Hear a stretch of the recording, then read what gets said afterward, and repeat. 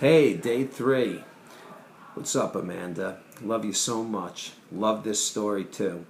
Um, Happened to be the weekend of my grandmother's funeral up in New York, in Brooklyn specifically, and very unique time because of the situation. My parents had just sold their house in New York, so they didn't have a place to stay. They were staying in Florida, in their home in Florida, and obviously we came up not really having any place to stay, so we decided to stay in my grandmother's home in Brooklyn.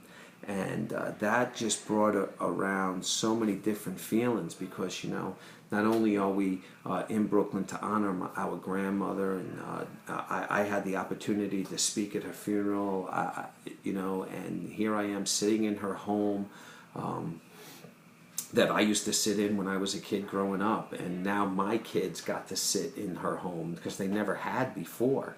And so that was a unique experience. But what was even more cool, and this is the great memory here, we were sitting around the table, and next to me Amanda was sitting, and next to her was my Uncle Sal, and then across from the table was my father, and then my Aunt Rosemary, and then some family friends.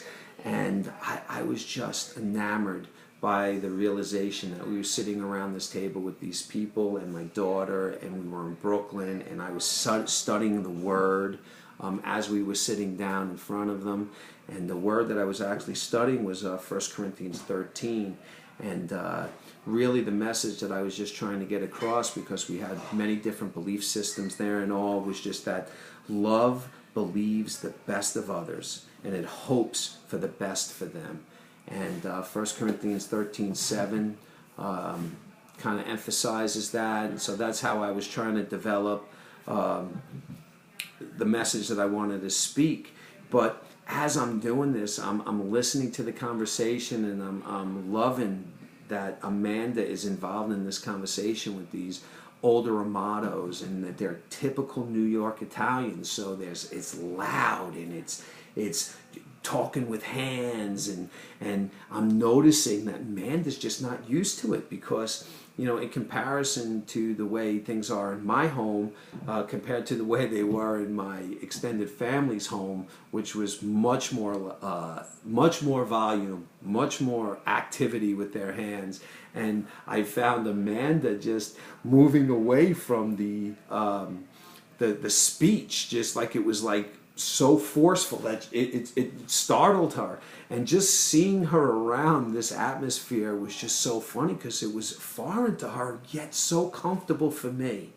And so I hope it comes across as sounding like a great memory, because it was one of the funniest things in the world to just sit there and watch Amanda interact with New York Italians, like at a very high level in conversation, and learning how to deal with a different culture than she was used to. So just a great memory.